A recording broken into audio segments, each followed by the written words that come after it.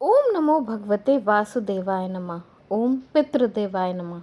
नमस्कार दोस्तों, कैसे हैं आप सब। बहुत स्वागत है आपके अपने ही चैनल इंस्पिरेशन ऑफ प्रेरणा में।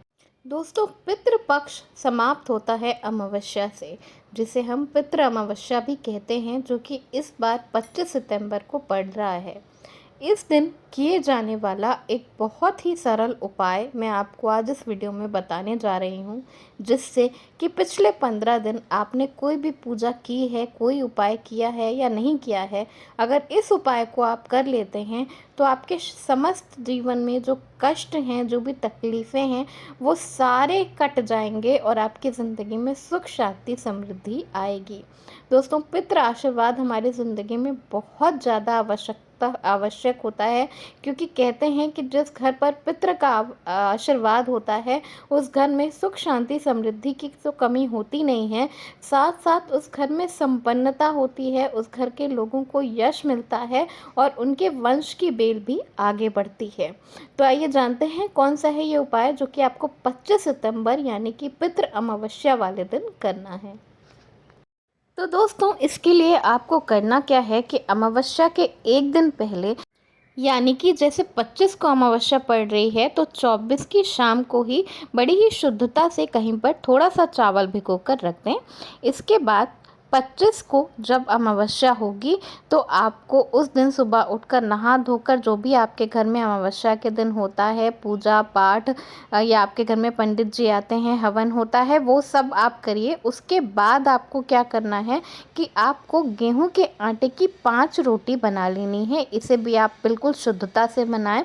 अगर घर में कोई मासिक धर्म में है या और भी कोई छूत है, तो उस पे आपको ये बिल्कुल भी नहीं करना है। मतलब आपको बिल्कुल शुद्धता से 5 रोटी बना लेनी है, शुद्ध आटे की, और शुद्ध पानी से सान कर बनाएं। उसमें कुछ भी नमक वगैरह बिल्कुल नहीं डालना है। और उसके बाद आपको पांचों रोटी को अलग अलग किसी पात्र पे रखना है। किसी चीज़ के पत्ते पे भी रख सकते हैं आप, या अगर आपको नेनुए का पत्ता या तोरी का पत्ता मिल जाए तो उसे अत्यंत शुभ माना जाता है, लेकिन वो मिलना थोड़ा मुश्किल होता है। तो किसी भी पात्र पर आप इन 5 रोटियों को अलग अलग रखें, और उसके बाद उस रोटी के ऊपर जो आपने पिछले दिन थोड़ा चावल भिगोया था, तो वो थोड़ा थोड़ा चावल एक एक रोटी पर रखें। उसके ऊपर से आप थोड़ा थोड़ा गुड़ रखें, उसके ऊपर थोड़ा थोड़ा तिल रखें, और उसके बाद एक एक टीका हल्दी का 5 रोटी पे लगाएं, और उसके बाद 5 रोटी पर पानी उतारें। इसके बाद आपको उन 5 रोटियों को अपने सामने रखना है और हाथ जोड़कर इन 5 लोगों को याद करना है। सबसे पहले पहली रोटी जो होती है वो अग्नि की होती है, दूसरी रोटी गाय की होती है, तीसरी रोटी कुत्ते की होती है, चौथी रोटी कौवे की होती है, और 5वीं रोटी चींटी की होती है। तो इस तरह से आपको इन 5 लोगों को याद करते हुए, 5 लोगों का स्मरण करते हुए इन रोटियों को अपने सामने रखना है। और इसके बाद इन रोटियों को उठा कर ले जाके आपको अपनी छत पे रख देना है। किसी भी जगह ले जाकर आपको खिलाने की या देने की करने की ज़रूरत नहीं है।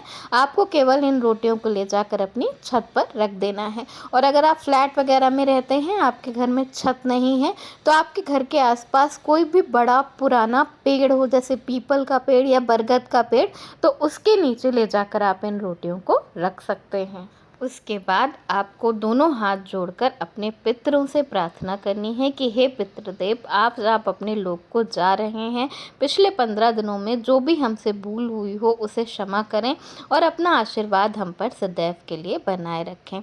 दोस्तों, ऐसी मान्यता है कि अमावस्या से पहले 15 दिन पितृ जो होते हैं वो किसी न किसी रूप में, किसी न किसी वेश में हमारे घर आते हैं और हम उन्हें अपने हाथों से जमाते हैं। लेकिन अगर आप 15 दिन में ये नहीं कर पाए हैं, तो इस उपाय को ज़रूर कर लें। अगर आपने किया है तो भी इस उपाय को ज़रूर कर लें। ऐसा करने से आपके पितृ जो होते हैं वो तृप्त होते हैं, उन्हें प्रसन्नता मिलती है। अगर कुछ लोगों को रोटी बनाने में कुछ प्रॉब्लम है, कोई कष्ट है, या बच्चे बाहर रहते हैं उनसे आप करवाना चाहते हैं, या कोई ऐसे लोग हैं जिनके ऊपर काफ़ी ज़्यादा तकलीफ़ें आती रहती हैं, बच्चों की तरक्की नहीं होती, तो भी आप इस उपाय को कर सकते हैं बहुत ही सरलता से। आप कोई गाढ़े ब्राउन रंग की मिठाई ले लें और उसे तोड़ तोड़ कर चींटियों को, गाय को, कहीं कुत्ते को खिला दें या किसी भी पीपल के पेड़ के नीचे रख दें। पर अगर आप अपने घर में ये रोटी वाला उपाय करते हैं तो ये अति उत्तम होता है।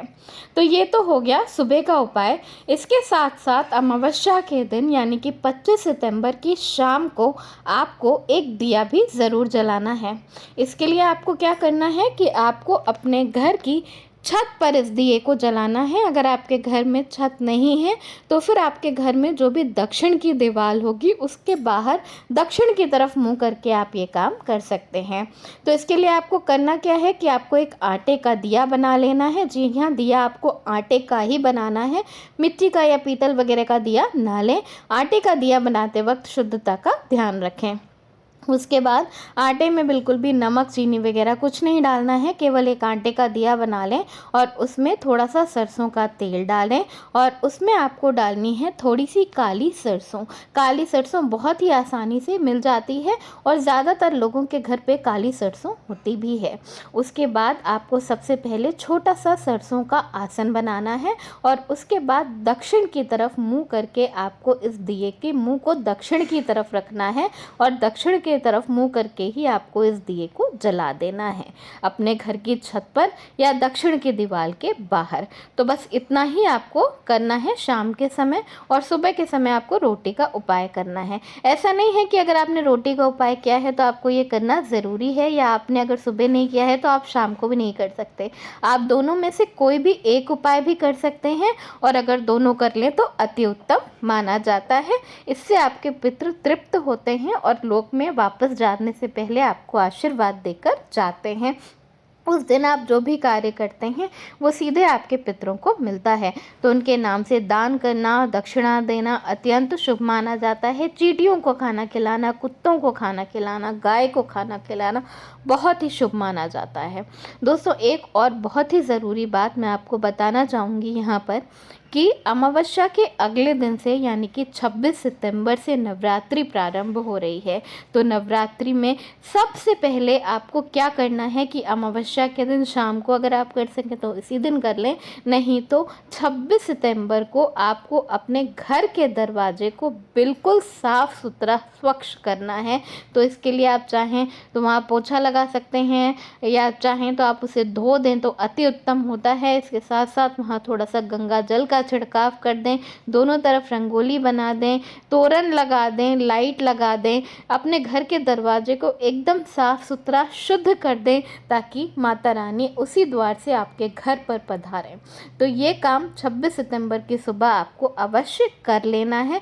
25 सितंबर की शाम को अगर आप कर लें तो अति उत्तम माना जाएगा। रंगोली वगैरह आप सुबह भी बना सकते हैं अपने घर के दरवाजे को साफ़ सुथरा। आप 25 की शाम को भी, जब आपके घर में पूजा पाठ वगैरह सब खत्म हो जाए, तब भी कर सकते हैं। इस तरह से हम अपने पितरों को विदा देते हैं, उन्हें उनके लोक में वापस भेज देते हैं, ये कहकर कि हम पर अपना आशीर्वाद सदैव के लिए बनाए रखें। तो ये दो बहुत ही छोटे छोटे उपाय हैं जो कि 25 सितंबर को अगर आप कर लें तो आपकी ज़िंदगी में सुख, शांति, समृद्धि की, आपके पितरों के आशीर्वाद की कमी नहीं होगी। धन्यवाद दोस्तों। वीडियो पसंद आया हो तो लाइक करिए।